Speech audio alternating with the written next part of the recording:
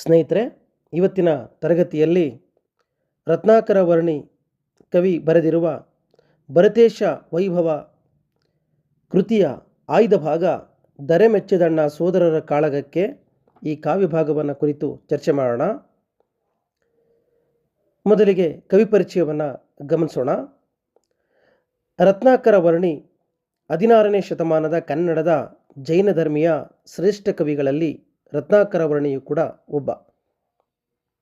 ಈತನ ಕಾಲ ಕ್ರಿಸ್ತ ಶಕ 1560 ಅಂತೇಳಿ ವಿದ್ವಾಂಸರು ಗುರುತಿಸ್ತಾರೆ.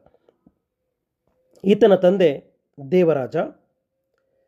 ರತ್ನಾಕರ ವರ್ಣಿ ದಕ್ಷಿಣ ಕನ್ನಡ ಜಿಲ್ಲೆಯ ಮೂಡುಬಿದರೆ ಇವನ ಜನ್ಮಸ್ಥಳ.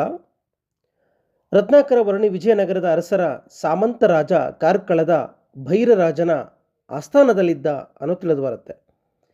ಇವನ ಗುರು ಚಾರುಕೀರ್ತಿ ಆಚಾರ್ಯ ಅಂತೇಳಿ, ಮೋಕ್ಷಗುರು ಹಂಸನಾಥ. ಈತನಿಗೆ ಶೃಂಗಾರ ಕವಿ, ರತ್ನಾಕರ ಸಿದ್ಧ ಎನ್ನುವ ಬಿರುದುಗಳಿದ್ದು 80 ಸಂಧಿಗಳು, 9699 ಸಾಂಗತ್ಯ ಪದ್ಯಗಳಿರುವ ಭರತೇಶ ವೈಭವ ಮಹಾಕಾವ್ಯ. ಮೊದಲ ತೀರ್ಥಂಕರನಾದ ಆದಿದೇವನ ಹಿರಿಯ ಮಗ ಭರತ ಹಾಗೂ ಬಾಹುಬಲಿಯರ ಚರಿತ್ರೆಯನ್ನು ಇದು ಒಳಗೊಂಡಿದೆ. ಭೋಗಯೋಗಗಳ ಸಮನ್ವಯ ಕೃತಿ ಅಂತೇಳಿ ಇದನ್ನು ನಾವು ಕರೆತೇವೆ. ಭರತೇಶ ವೈಭವದ ಜೊತೆಗೆ ತ್ರಿಲೋಕ ಶತಕ, ಅಪರಾಜಿತೇಶ್ವರ ಶತಕ, ರತ್ನಾಕರಾದೀಶ್ವರ ಶತಕ, ಅಣ್ಣನ ಪದಗಳು ಎನ್ನುವ ಕೃತಿಗಳನ್ನು ಕೂಡ ರತ್ನಾಕರ ವರ್ಣಿ ರಚಿಸಿದ್ದಾರೆ. ಪ್ರಸ್ತುತ ಕಥಾಭಾಗ ರತ್ನಾಕರ ವರ್ಣಿ ವಿರಚಿತ ಭರತೇಶ ವೈಭವದ ರಾಜೇಂದ್ರ ಗುಣ ವಾಕ್ಯ ಸಂಧಿಯಿಂದ ಆಯ್ದುಕೊಳ್ಳಲಾಗಿದೆ. ದರೆ ಮೆಚ್ಚದಣ್ಣ ಸೋದರರ ಕಾಳಗಕ್ಕೆ ಅಂತೇಳಿ ಇಲ್ಲಿ ಭರತೇಶ ವೈಭವದಲ್ಲಿ ಭರತನ ಪಾತ್ರ ಮತ್ತು ಬಾಹುಬಲಿಯ ಪಾತ್ರದ ನಡುವಿನ ವಿವರಗಳನ್ನು ನಾವು ಈ ಭಾಗದಲ್ಲಿ ನೋಡ್ತಾ ಹೋಗ್ತೇವೆ. ಭರತ ಬಾಹುಬಲಿಯರ ನಡುವಿನ ಈರ್ಷ್ಯೆ ಯುದ್ಧದ ಹಂತಕ್ಕೆ ಹೋಗಿ ಕೊನೆಗೆ ಹಿರಿಯರ ಒಪ್ಪಿಗೆಯನ್ನು ಪಡೆದು ದೃಷ್ಟಿಯುದ್ಧ, ಜಲಯುದ್ಧ, ಮಲ್ಲಯುದ್ಧಕ್ಕೆ ಬರುತ್ತೆ. ಹಾಗಾಗಿ ಭರತ ಮತ್ತು ಬಾಹುಬಲಿಯ ನಡುವೆ 3 ಯುದ್ಧಗಳಾಗತ್ತೆ. ಒಂದು ದೃಷ್ಟಿಯುದ್ಧ, ಕಣ್ಣು ಕಣ್ಣನ್ನು ಮಿಲಾಯಿಸೋದು. ಎರಡನೇದು ಜಲಯುದ್ಧ, ಎದೆಯ ಮಟ್ಟಿಗೆ ನೀರಿನಲ್ಲಿ ನೀರನ್ನು ಮುಖದ ಮೇಲೆ ಚೆಲ್ತಕ್ಕಂಥದ್ದು. ಮೂರನೇದು ಮಲ್ಲಯುದ್ಧ, ಕುಸ್ತಿ. ಈ 3 ಯುದ್ಧಗಳಲ್ಲಿ ಯಾರು ಗೆಲ್ತಾರೋ ಅವರು ವಿಜಯಶಾಲಿಗಳು ಅನ್ನೋದನ್ನು ಇಬ್ಬರು ಕೂಡ ನಿರ್ಧರಿಸ್ತಾರೆ. ಆ ಸಂದರ್ಭದಲ್ಲಿ ಯುದ್ಧಕ್ಕಿಂತ ಮುಂಚೆ ಭರತ ಬಾಹುಬಲಿಯನ್ನು ಉದ್ದೇಶಿಸಿ ಮಾತನಾಡುವ ಸಂದರ್ಭ ನಿಮ್ಮ ಕಾವ್ಯ ಭಾಗದಲ್ಲಿ ಇಟ್ಟಿರ್ತಕ್ಕಂಥದ್ದು. ಪಠ್ಯದ ಹಿನ್ನೆಲೆಯನ್ನು ನಾವು ಗಮನಿಸಿದರೆ ಆದಿನಾಥನ ಅಥವಾ ಪುರುದೇವನ ಹಿರಿಯ ಮಗನಾಗಿರ್ತಕ್ಕಂಥ ಭರತೇಶ ಅಯೋಧ್ಯೆಯಲ್ಲಿ ರಾಜ್ಯಭಾರವನ್ನು ಮಾಡುತ್ತಿದ್ದ ಸಂದರ್ಭದಲ್ಲಿ ಈತನ ಆಯುಧಾಗಾರದಲ್ಲಿ ಚಕ್ರರತ್ನ ಅಂತಕ್ಕಂಥದ್ದು ಉದಯವಾಗುತ್ತೆ. ಚಕ್ರರತ್ನದ ಜೊತೆಯಲ್ಲಿ ದಿಗ್ವಿಜಯಕ್ಕಾಗಿ ಇವನು ಹೊರಡ್ತಾನೆ. ಎಲ್ಲ ರಾಜರು ಭರತನನ್ನು ಒಪ್ಪಿಕೊಂಡು ಆತನಿಗೆ ಗೌರವ ಕಪ್ಪ ಕಾಣಿಕೆಗಳನ್ನು ಸಲ್ಲಿಸ್ತಾರೆ. ದಕ್ಷಿಣದ ಸಮುದ್ರದವರೆಗೆ ಪಶ್ಚಿಮ ಭಾಗದ ವಿಜಯಾರ್ಧ ಪರ್ವತದ ಭಾಗದವರನ್ನೆಲ್ಲ ಭರತ ಜಯಿಸ್ತಾನೆ. ಪೂರ್ವಖಂಡವನ್ನೆಲ್ಲ ಜಯಿಸಿ ಕೇಚರಾಂಗನೆಯರನ್ನು ವಿವಾಹವಾಗಿ ವಿನಮಿಯರ ತಂಗಿ ಸುಭದ್ರೆಯನ್ನು ಮದುವೆಯಾಗುವುದರೊಂದಿಗೆ ಭರತ ಆ ಜೈತ್ಯಯಾತ್ರೆಯನ್ನು ಮುಗಿಸ್ತಾನೆ. ಭರತ ಹಿಂದಿರುಗಿ ಬರುವಾಗ ಪೌದನಾಪುರದ ಮುಂದೆ ಚಕ್ರರತ್ನ ನಿಂತುಬಿಡುತ್ತೆ. ಅದು ಬಾಹುಬಲಿಯ ರಾಜಧಾನಿ.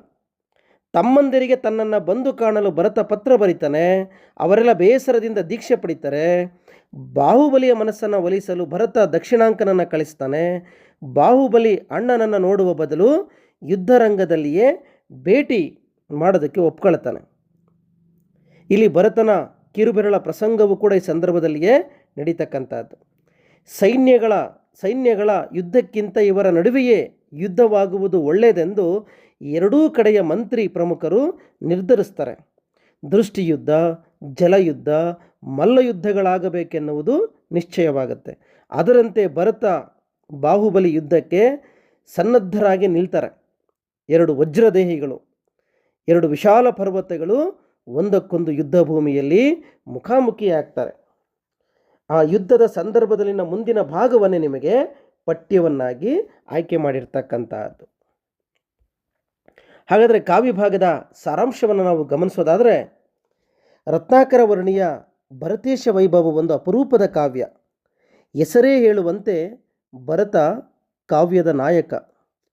ಆತನ ವ್ಯಕ್ತಿತ್ವ, ಬದುಕಿನ ಚಿತ್ರವನ್ನು ಈ ಕಾವ್ಯ ನಮ್ಮ ಮುಂದೆ ತೆರೆದಿಡುತ್ತಾ ಹೋಗ್ತದೆ. ಇಡೀ ಕಾವ್ಯ ಭೋಗ ವಿಜಯ, ದಿಗ್ವಿಜಯ, ಯೋಗ ವಿಜಯ, ಮೋಕ್ಷ ವಿಜಯ ಮತ್ತು ಅರ್ಕಕೀರ್ತಿ ವಿಜಯ ಎನ್ನುವ ವಿಜಯಗಳಾಗಿ ವಿಭಾಗವಾಗಿದ್ದವು. ಭರತನಿಗೆ 96,000 ಮಡದಿಯರಿದ್ದರು. ಜೊತೆಗೆ ಚಕ್ರವರ್ತಿ ಪಟ್ಟ ಹೀಗಿದ್ದರೂ ಕೂಡ ಭರತ ಭೋಗದಲ್ಲಿಯೇ ಯೋಗಿಯಾಗಿದ್ದಂಥವನು. ಅದಕ್ಕೆ ನಿದರ್ಶನ ನಿಮಗಿರಿಸಿರ್ತಕ್ಕಂತಹ ಈ ಪ್ರಸಂಗ. ಭರತನ ಆಯುಧಾಗಾರದಲ್ಲಿ ಚಕ್ರರತ್ನ ಉದಯವಾಗುತ್ತದೆ. ಭರತ ದಿಗ್ವಿಜಯ ಮುಗಿಸಿ ಹಿಂದಿರುಗಿ ವಾಪಸ್ ಬರ್ತಾ ಇರಬೇಕಾದ್ರೆ ಪೌದನಾಪುರದಲ್ಲಿ ಆ ಚಕ್ರರತ್ನ ನಿಲ್ಲುತ್ತೆ. ಯಾಕೆ ನಿಲ್ಲುತ್ತೆ ಅಂದರೆ, ಅವನಿನ್ನೂ ಕೂಡ ಬಾಹುಬಲಿಯನ್ನು ಸೋಲಿಸಿರುವುದಿಲ್ಲ. ಹಾಗಾಗಿ ಆ ಚಕ್ರರತ್ನ ಅವನ ರಾಜ್ಯದ ಗಡಿಯಲ್ಲಿಯೇ ನಿಂತ್ಕೊಂಡ್ಬಿಡುತ್ತೆ. ಅದಕ್ಕೆ ಕಾರಣ, ಬಾಹುಬಲಿ ಅಣ್ಣನ ಒಡೆತನವನ್ನು ಒಪ್ಪಿರಲಿಲ್ಲ. ಭರತ ತಮ್ಮನನ್ನು ಕರೆತರಲು ದಕ್ಷಿಣಾಂಕನನ್ನು ಕಳಿಸ್ತಾನೆ. ಆದರೆ ಬಾಹುಬಲಿ ಅಣ್ಣನನ್ನು ಯುದ್ಧ ಭೂಮಿಯಲ್ಲಿ ನೋಡ್ತಾನೆ ಅಂತೇಳಿ ಅವನನ್ನು ವಾಪಸ್ ಕಳಿಸ್ತಾನೆ. ಮರುದಿನ ಯುದ್ಧ ಭೂಮಿಯಲ್ಲಿ ಭರತ ಬಾಹುಬಲಿಯರು ಮುಖಾಮುಖಿಯಾಗ್ತಾರೆ. ಜೈನ ಧರ್ಮವನ್ನು ಪಾಲಿಸುವವರಿಗೆ ಯುದ್ಧ ನಿಷಿದ್ಧ ಎಂದ ಮೇಲೆ ಆದಿಜೀನನ ಮಕ್ಕಳು ಯುದ್ಧದಲ್ಲಿ ತೊಡಗಿದರೆ ಪ್ರಪಂಚ ಏನನ್ಬೋದು, ನಗಲ್ವೇ ಅಂಥೇಳಿ ಭರತ ಬಾಹುಬಲಿಯನ್ನು ಮಾತನಾಡಿಸ್ತಾನೆ. ನಾವು ಜೈನ ಧರ್ಮದವರು. ಇವತ್ತು ನಾವೇನಾದರೂ ಯುದ್ಧ ಮಾಡಿದರೆ ಭೂಮಿಗೋಸ್ಕರ ನಮ್ಮ ಅಣ್ಣ ತಮ್ಮಂದಿರ ಜಗಳವನ್ನು ನೋಡಿ ಜಗತ್ತು ನಗಲ್ವೇ ಅಂಥೇಳಿ ಮಾತನಾಡೋದಕ್ಕೆ ಆರಂಭ ಮಾಡ್ತಾನೆ. ನಂಬಿದ ಧರ್ಮ ಏನಾಗಬಹುದೆಂದು ಭರತ ಚಿಂತಿಸ್ತಾನೆ. ಹಿಂಸೆಯನ್ನು ಕೈಗೊಳ್ಳುವ ಬದಲು ಯುದ್ಧಕ್ಕೆ ತೊಡಗುವುದಕ್ಕೂ ಮುನ್ನ ಭರತ ಮಾತಿನಿಂದಲೇ ಬಾಹುಬಲಿಯನ್ನು ಸಂತೈಸುವ, ಪರಿವರ್ತಿಸುವ ಪ್ರಯತ್ನವನ್ನು ಈ ಭಾಗದಲ್ಲಿ ಮಾಡ್ತಾನೆ. ನಾವಿಬ್ಬರು ಕೂಡ ಅಣ್ಣ ತಮ್ಮಂದಿರು. ಯಾರ ಮೇಲೂ ಹಗೆಯನ್ನು ಸಾಧಿಸಬೇಕಿಲ್ಲ, ಶತ್ರುತ್ವವನ್ನು ಸಾಧಿಸಬೇಕಿಲ್ಲ ನಾವು. ಯಾಕಂದರೆ ಇಬ್ಬರು ಕೂಡ ಅಣ್ಣ ತಮ್ಮಂದರು. ಹಾಗಾಗಿ ನಮ್ಮ ನಡುವೆ ವಿರಸ ಯಾಕೆ, ದ್ವೇಷ ಯಾಕೆ? ತಮ್ಮನ ಮೇಲಿರುವ ಪ್ರೀತಿಯಿಂದ ನಾನು ನಿನಗೆ ಬರೋದಕ್ಕೆ ಹೇಳಿದ್ನೇ ಹೊರತು ಯಾವುದೇ ಬೇರೆ ಉದ್ದೇಶ ಇಲ್ಲ. ಆದರೆ ನಿನಗೆ ಅಣ್ಣನೆನ್ನುವ ಪ್ರೀತಿ ಇಲ್ಲ ಅನಿಸುತ್ತೆ. ನಾವಿಬ್ಬರು ಯುದ್ಧ ಮಾಡಿದರೆ ಮುಂದಿನ ಜನಾಂಗಕ್ಕೆ ಸೋದರ ಕಲಹದ ನಾಂದಿಯನ್ನು ನಾವೇ ಬರೆದುಕೊಟ್ಟ ಹಾಗಾಗತ್ತೆ. ನೀನು ಬಾಹುಬಲಿ, ನಿನ್ನನ್ನು ನಾನು ಯಾವ ಯುದ್ಧದಲ್ಲೂ ಗೆಲ್ಲಲಾರೆ. ನೀನೇ ರಾಜ್ಯವನ್ನು ಬೇಕಾದರೆ ಆಳು. ನಾನು ದೂರದಲ್ಲಿದ್ದು ನಿನ್ನ ದೊರೆತನವನ್ನು ನೋಡಿ ಸಂಭ್ರಮಿಸ್ತೇನೆ. ನಿನಗಾಗಿ ಈ ಭೂಮಂಡಲವನ್ನು ಗೆದ್ದಿದ್ದೀನಿ ನಾನು. ಎಲ್ಲೋ ಮೂಲೆಯಲ್ಲಿ ಒಂದು ಸಣ್ಣ ಜಾಗ ಕೊಡು, ಅಲ್ಲೇ ಇದ್ದು ನಾನು ನಿನ್ನ ವೈಭವವನ್ನು ಕಣ್ತುಂಬಿಕೊಳ್ತೀನಿ ಅಂಥೇಳಿ ತಮ್ಮನಾಗಿರುವ ಬಾಹುಬಲಿ ಅಥವಾ ಮದನ, ಮನ್ಮಥ ಹೀಗೆ ಅನೇಕ ಹೆಸರುಗಳಿಂದ ಅವನನ್ನು ಇಲ್ಲಿ ಸಂಬೋಧಿಸ್ತಾನೆ ರತ್ನಾಕರ ವರ್ಣ. ಹಾಗಾಗಿ ಭರತ ಅವನನ್ನು ಉದ್ದೇಶಿಸಿ ಅವನ ಮನ ಪರಿವರ್ತನೆಯನ್ನು ಮಾಡ್ತಕ್ಕಂಥದ್ದು ಈ ಭಾಗದಲ್ಲಿ ನಾವು ನೋಡ್ತಾ ಹೋಗ್ತೀವಿ. ಹಾಗೆ ಭರತನ ಈ ವ್ಯಕ್ತಿತ್ವ ಮನುಕುಲಕ್ಕೆ ದಾರಿದೀಪವ ಹಾಗೆ ಕಂಡುಬರುತ್ತೆ.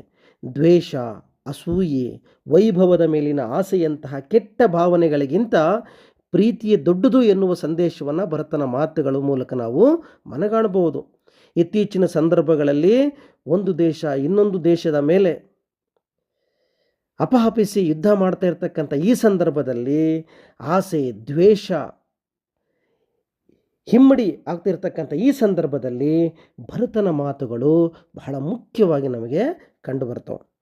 ಬಲದಲ್ಲಿ, ಹಿರಿತನದಲ್ಲಿ, ಗುಣದಲ್ಲಿ ಆಕಾಶದೆತ್ತರದ ಉನ್ನತಿಯನ್ನು ಹೊಂದಿದವನು ಭರತ.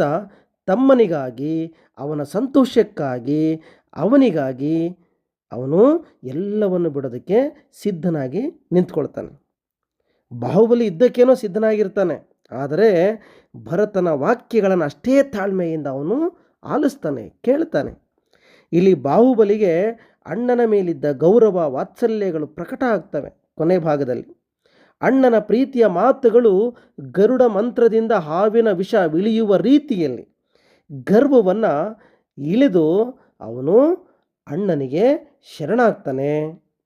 ಎಲ್ಲವನ್ನ ಬಿಟ್ಟು ಅವನು ಶ್ರವಣಬೆಳಗೊಳಕ್ಕೆ ದಿಗಂಬರನಾಗಿ ತಪಸ್ಸಿಗೆ ಮೋಕ್ಷಕ್ಕಾಗಿ ಹೊರಟು ಹೋಗ್ತಾನೆ. ಹಾಗಾಗಿ ಇಡೀ ಈ ಕಾವ್ಯ ಭಾಗದಲ್ಲಿ ನಾವು ಅಣ್ಣ ಮತ್ತು ತಮ್ಮಂದರ ನಡುವೆ ನಡೀತಕ್ಕಂಥ ಯುದ್ಧಕ್ಕೆ ಪೂರ್ವಭಾವಿಯಾಗಿ ಇಬ್ಬರ ನಡುವೆ ನಿಶ್ಚಯ ಆಗುತ್ತೆ. ಎರಡು ಸೈನ್ಯಗಳು ಮುಖಾಮುಖಿ ಆಗೋದು ಬೇಡ, ಇದರಿಂದ ಬಹಳಷ್ಟು ಹಾನಿಯಾಗುತ್ತೆ. ಹಾಗಾಗಿ ಹಿರಿಯ ಮಂತ್ರಿಗಳು ಇವರಿಬ್ಬರ ನಡುವೆ ಯಾವ ಯುದ್ಧವನ್ನು ನಿರ್ಣಯಿಸ್ತಾರೆ? ದೃಷ್ಟಿ ಯುದ್ಧ, ಜಲಯುದ್ಧ, ಮಲ್ಲಯುದ್ಧವನ್ನು ನಿರ್ಣಯಿಸ್ತಾರೆ. ಆ ಯುದ್ಧ ಆರಂಭವಾಗುವುದಕ್ಕಿಂತ ಮುಂಚೆ ಇಲ್ಲಿ ಭರತ ಬಾಹುಬಲಿಯನ್ನು ಮಾತನಾಡಿಸುವ ಮೂಲಕ ಅವನ ಮನಸ್ಸನ್ನು ಪರಿವರ್ತನೆ ಮಾಡೋದ್ರ ಮೂಲಕ ಇಲ್ಲಿ ಭರತನ ವ್ಯಕ್ತಿತ್ವವನ್ನು ರತ್ನಾಕರ ವರ್ಣಿ ಓರಿ ಹಚ್ಚತಕ್ಕಂಥದ್ದನ್ನು ನಾವಿಲ್ಲಿ ನೋಡಬಹುದು. ನನ್ನ 4 ಮಾತುಗಳನ್ನು ಕೇಳು ಮನ್ಮಥನೇ, ಮದನನೇ, ಬಾಹುಬಲಿಯೇ,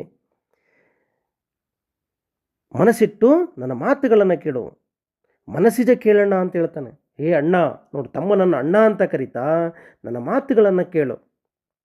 ನಿನ್ನ ಒಡವೆಗಳನ್ನು ನಾನು ಅಪಹರಿಸಿಲ್ಲ, ನನ್ನ ಒಡವೆಗಳನ್ನು ನೀನು ಅಪಹರಿಸಿಲ್ಲ.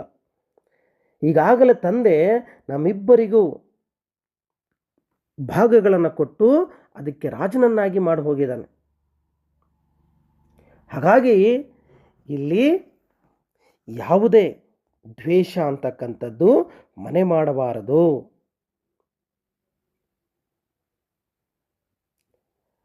ಹಿರಿಯನಲ್ಲಿಗೆ ಕಿರಿಯನು ಬಂದು ಕಾಣ್ತಕ್ಕಂಥದ್ದು ಈ ಧರೆಯಲ್ಲಿರ್ತಕ್ಕಂಥ ನಿಯಮ.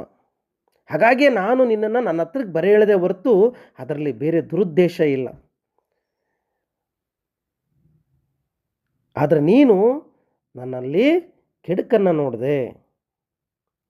ನಾನು ಒಡ ಹುಟ್ಟಿದವನು, ನಿನ್ನ ನೋಡಬೇಕು ಅಂತ ಕರೆದೇ ಹೊರತು ನಾನು ನಿನ್ನ ಮೇಲೆ ಅಧಿಕಾರವನ್ನು ಚಲಾಯಿಸಲು ನಾನು ಹೀಗೆ ಮಾಡಲಿಲ್ಲ. ಹಾಗಾಗಿ ನಾವಿಬ್ಬರು ಕೂಡ ಜೀನನ ಮಕ್ಕಳು. ನಾವಿಬ್ಬರು ಕೂಡ ಜಗಳ ಆಡಿದರೆ ಈ ಸೋದರರ ಕಾಳಗವನ್ನು ಈ ಭೂಮಿ ಒಪ್ಪಿಕೊಳ್ಳುವುದಿಲ್ಲ. ಮೆಚ್ಚದಣ್ಣ ಸೋದರರ ಕಾಳಗಕ್ಕೆ ಈ ಭೂಮಿ ಈ ಅಣ್ಣ ತಮ್ಮಂದಿರ ಜಗಳವನ್ನು ಒಪ್ಪಿಕೊಳ್ಳುವುದಿಲ್ಲ. ನಮ್ಮನ್ನು ಏನಂತ ಕರೀತಾರೆ? ನೀನೇ ನನಗೆ ಅಣ್ಣನ ಸ್ಥಾನ. ಹಾಗಾಗಿ ನಾನು ಹಿರಿಯ ಅಂದ್ಕೊಂಡು ನಿನ್ನನ್ನು ಕರೆದೆ. ನಿನಗದು ಮನಸ್ಸಿಗೆ ನೋವಾದರೆ ನೀನೇ ಹಿರಿಯ.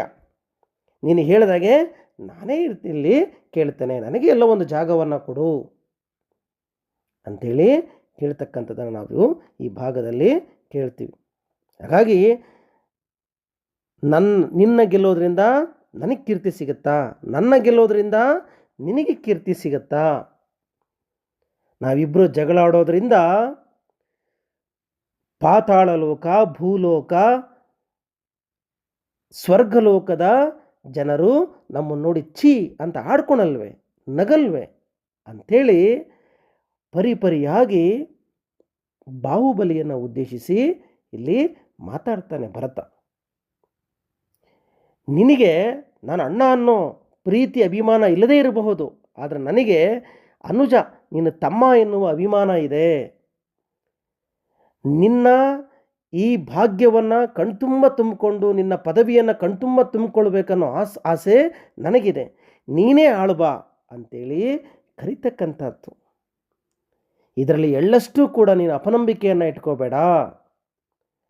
ನಮ್ಮ ತಂದೆಯಾಗಿರುವ ಆ ಪುರುದೇವನ ಆದಿನಾಥನ ಕೆಂಬಜ್ಜೆಯಾಣೆ, ಆ ಗುಲಾಬಿ ಬಣ್ಣದ ಪಾದದ ಮೇಲೆ ಆಣೆ ಅಂಥೇಳಿ ಇಲ್ಲಿ ನನ್ನ ಮೇಲಿರುವ ವಿರಸವನ್ನು ನೀನು ಬಿಡು ಅಂತೇಳಿ ಚಕ್ರಿ ಅಂದರೆ ಭರತ, ಇಲ್ಲಿ ಭರತ ಏನು ಮಾಡ್ತಾನೆ, ಪರಿಪರಿಯಾಗಿ ಕೇಳ್ತಕ್ಕಂಥದ್ದನ್ನು ನಾವಿಲ್ಲಿ ನೋಡ್ಬೋದು. ಕೊನೆಗೆ ಅವನನ್ನು ಓಲೈಕೆ ಮಾಡಲು ಭರತ ಯಾರನ್ನ ಕಳಿಸ್ತಾನೆ ಅಂತಂದರೆ ಆ ಚಕ್ರರತ್ನವನ್ನು ಕಳಿಸ್ತಾನೆ. ಆದರೆ ಚಕ್ರರತ್ನ ಬಾಹುಬಲಿಯ ಹತ್ರಕ್ಕೆ ಹೋಗದೆ ಅದು ಅಲ್ಲಿಗೆ ನಿಂತ್ಕೊಂಡು ಬಿಡುತ್ತೆ. ಆಗ ಬಾಹುಬಲಿಯ ಮನಸ್ಸು ಏರಿದ ಎಡೆ ಇಳಿಯುವಂತೆ ಮುನ್ನಿನ ಗರ್ವ ಜಾರಿದು ಮೃದುವಾಯಿತು ಚಿತ್ತಗಾರಾಯಿತು ಕಾರ್ಯ ನನ್ನಗಿದಿರಾಗಿ ದೊರೆ ಹೊತ್ತೆನಲಾಹ ಎಂದ. ಹೇಗೆ ವಿಷ ಏರಿರ್ತಕ್ಕಂಥದ್ದು ಗರುಡ ಮಂತ್ರಕ್ಕೆ ಅದು ಇಳಿದು ಹೋಗುತ್ತೋ ಹಾಗೆ ತುಂಬಿರುವ ಅಹಂಕಾರ, ದ್ವೇಷ ಎಲ್ಲವೂ ಕೂಡ ಭರತನ ಮಾತುಗಳಿಂದ ಬಾಹುಬಲಿ ಪರಿವರ್ತನೆಯಾಗಿ ಅವನು ಹೊರಟೋದ, ಎಲ್ಲವನ್ನು ಅಣ್ಣನಿಗೆ ಕೊಟ್ಟು ಹೊರಟೋದ ಅನ್ನುವ ಸನ್ನಿವೇಶ ಈ ಭಾಗದಲ್ಲಿ ಬರುತ್ತೆ. ಇದಿಷ್ಟು ಕೂಡ ಈ ಪಠ್ಯಭಾಗಕ್ಕೆ ಸಂಬಂಧಪಟ್ಟಂತಹ ಪ್ರಮುಖ ಅಂಶಗಳು. ಮುಂದಿನ ತರಗತಿಯಲ್ಲಿ ಮತ್ತೊಂದು ಪಠ್ಯವನ್ನು ಕುರಿತು ಚರ್ಚೆ ಮಾಡೋಣ. ನಮಸ್ಕಾರ.